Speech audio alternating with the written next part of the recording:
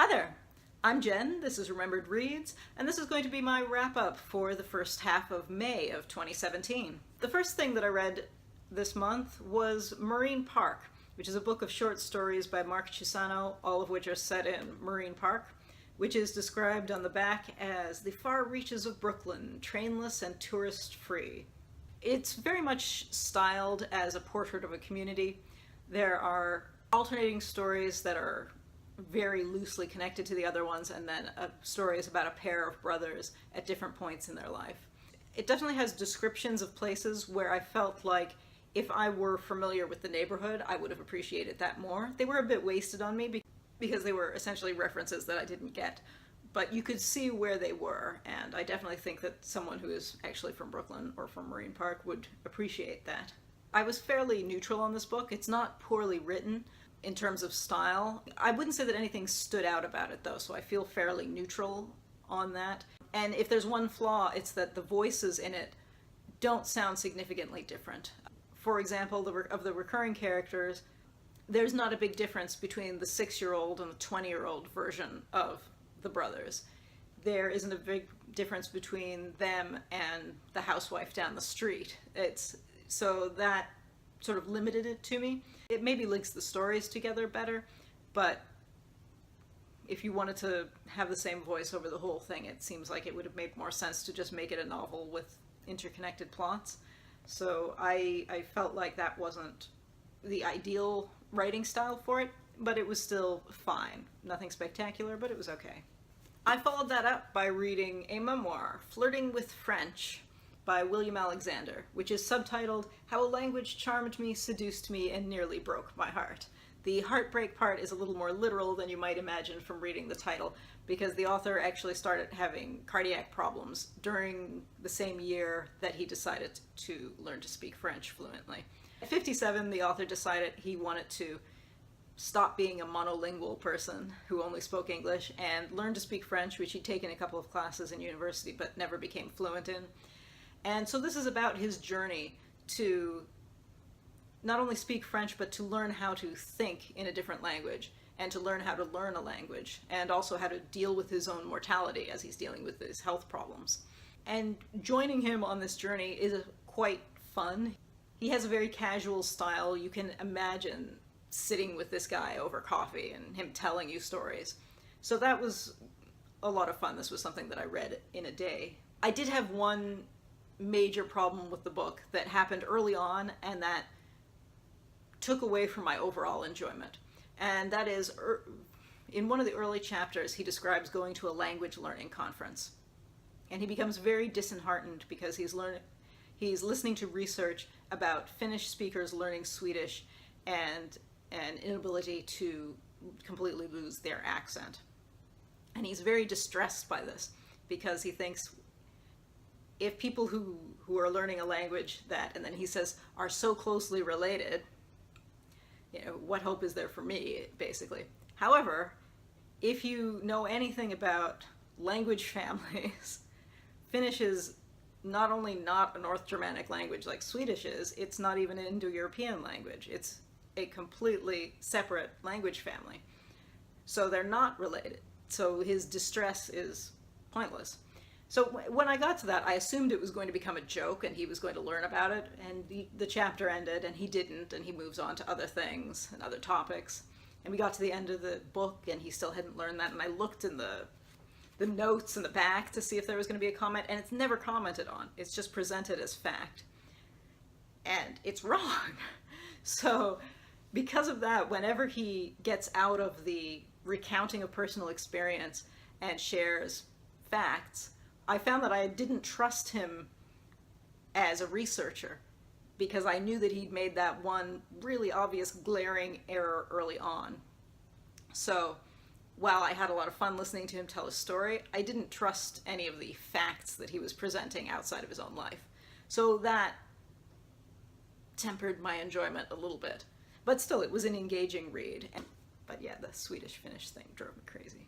After I finished that, my pre-order of Robin Hobb's Assassin's Fate arrived at my doorstep, so it's a nice 850-page epic fantasy. It is book 3 in the Fitz and the Fool trilogy, which is the final in a trilogy of trilogies about these characters. It follows up both the Tawny Man series and the Farseer series. I always see a lot of people on BookTube reading the Farseer series, which I actually think is some of her weaker writing. So this, in a lot of ways, writing-wise, I think gets better. Now, because it's from a series of series, I'm not going to say a huge amount about the plot. I will say I thought this wrapped up in a nice way. I was really concerned that it was going too happy or too manipulative, but it did not. It was very much a fitting ending, and it very much fit with a lot of the themes from the original trilogy as well. So I quite liked that. I liked the way the relationships developed, both between Fitz and the Fool and between Fitz and his daughter Bee. Both of those relationships have been complicated, and one of my main concerns was that was going to end up being handled in an unrealistic way. But I thought those relationships were all handled in a way that was satisfyingly realistic. Plot-wise, we get them continuing on the path that they see, and that's one of the themes, is that both Bee and the Fool can see certain futures, and they get a little bit more literal in this one, where eventually they are clearly talking about choosing paths, which I liked, because if you are in a universe where people are somewhat presentient, might as well embrace that. I did have one major problem with this book, and that is that in addition to being a sequel to the Farseer and Tawny Man books, it also touches on some characters from the Rain Wilds, but primarily it also includes a climax, basically, for plot points from the Live Ship Traders books, which I thought was really unfortunate, because a lot of fantasy authors who write independent series set in the same world will do what I think of as something that plagues franchise writing, like company-owned superhero comics or movie and game tie-in books, where all of the characters show up. So this had a lot of that, which I was a little bit disappointed to see. But most disappointing for me was that this climax for the Live Ship books was in this, and not given as much time, I thought, as it deserved.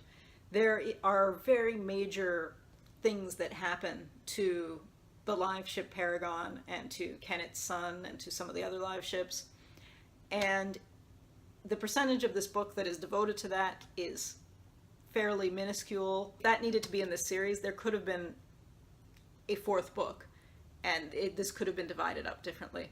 I really felt like this series in particular, didn't earn that climax. As someone who really liked the Live Ship books, I was interested to see how those points played out, but I was extremely disappointed that they didn't get the time and the development. But there you go. I still enjoyed this overall. It just made me feel more like I was reading something that was a product rather than something on its own, which was disappointing, because I have always thought that Robin Hobb's writing has been great, because it's been so unusual in linked universe epic fantasy. Now it's not. Now that's what it is. They're all together. Yeah. So despite that complaint, I did really enjoy that overall. It just was not quite what I hoped it would be in terms of tying in that other series. So finally, I read In the Flesh by Koren Shadmi, which is a series of graphic short stories. They're described on the back of being about relationships and the sorrows of love and desire. I didn't really feel like that was what this was. I felt like it was more about male frustration in male-female relationships. The art in here is fascinating. I would show more pages, but a lot of it is probably not quite appropriate for that. So yeah, I would say if you're sensitive to nudity, you might not want to pick this up. But the imagery in here is really fascinating. You see things like a grandfather whose head is a slide projector. You have a woman who is decapitated and carries her head around.